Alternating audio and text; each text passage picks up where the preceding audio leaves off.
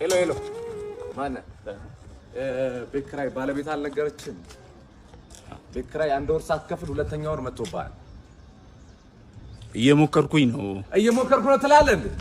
በብዙ የተፈተነ በብዙ የሞከረ ችግር ብዙ ያስተማረችው ህይወትን ለማሸነፍ የሚታትር አባቴ ዱቄት እየተሸከመ ነው ያሳደገኝ ይላል። የደሃ ልጅ ስትሆን ሀዘንህ ይረክሳል። የጭብጨባ ጉዳይ ብዙ ልቤን አይወጥረውም። የስድብ ጋጋታም አእምሮዬን አይነካውም። ማንበብ የሚወድ የብዙዎች መነጋገሪያ የበርካቶች ልብ የነካ ንግግር እየሞከርኩኝ ነው። ኢትዮጵያ ውስጥ ብቻ ሳይሆን ዓለም ላይ መታወቅ ፈልጋለሁ ይላል እሱም። ለስራው የሚበረታ የብዙ ወጣቶች ተምሳሌት 1 ሚሊዮን ተከታይ ስገባ ስልክ የለኝም ነበር ይላል። በሰው ስልክ ነበር የምቀርጸው። ብዙዎች የተቀባበሉት ሁሉም ህይወትን ለማሸነፍ እየሞከርኩኝ ነው ሲሉ ድምጻቸውን ያስተጋቡበት ቪዲዮ ከሰሞኑ ማህበራዊ ሚዲያውን የተቆጣጠረው ይህ ቃል እየሞከርኩኝ ነው ከማለዳ ኮከቦች የትወና ውድድር ጀምሮ ለኪነ ጥበብ ከልጅነት ጀምሮ የነበረ ፍቅር ዛሬም መሰረቱን ይዞ ከብዙሃን የማይጠፋ ቃል ተነፈሰም። የትወና ጥልቀቱ የብዙዎችን ቀልብ ሳበ። ከዚህ በተጨማሪም ከ6 ዓመት በላይ በተወዛዋዥነት ሰርቷል። ደብረ ዘይት ላይ አስተናጋጅ የነበረው ልጅ ለሹፌሮችና ለረዳቶች ትልቅ ቦታ አለኝ ይላል። ኮሜዲያን ያሲኖ ተማሪ ያለ 6ቱን ክፍለ ጊዜ ግጥም በመጻፍ ነበር የማሳልፈው ይላል። ከሰሞኑ በሰይፉ ሾው ቀርቦ ስለራሱ ይናገራል። መሞከር መሰረታዊ ነገር ነው። የዛሬ 8 ዓመት አካባቢ የማለዳ ኮከቦች የትወና ውድድር ላይ 5ኛ ወጥቻለሁ። የሰካራም ካራክተር ስሰራ ጠጥተ ነው እንዴ የምትሰራው ይሉኝ ነበር። አሁን አክቲንግ ላይ ለምሰራው ነገር የማለዳ ኮከቦች የትወና ውድድር ጠቅሞኛል።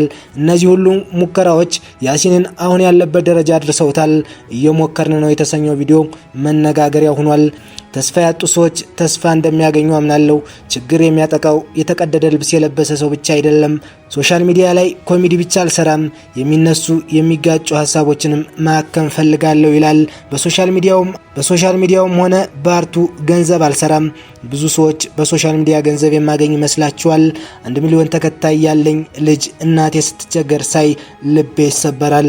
ሌሎች በትንሽ ፎሎወር ገንዘብ ያገኛሉ። ሶሻል ሚዲያ ላይ የሆኑ ቱኞች አሉ። እናቴ ልጅሽ ደረሰልሽ ይሏታል።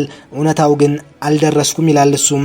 እናቴ ደስተኛ ናት፣ ደረስክልኝ ትለኛለች። ጊዜው እየደረሰ ነው ይላል ኮሜዲያን ያሲኖ። ችግር ነዳጅ ነው፣ ኃይል ይሆናል ይላል።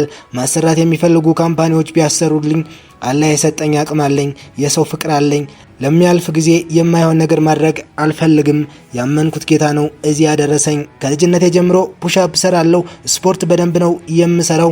ሲክስ ፓኬን አይተው ይዋጣልን ይሉኛል። እኔ ግን ገንዘብ ቢዋጣልኝ ነው ደስ የሚለኝ። በልጅነት እድሜ አርቲስት እንደመሆን አውቅ ነበር። 5 ኪሎ ቅድስት ማርያም ቤተክርስቲያን ግንብ ስር አድሬ ያውቃለሁ።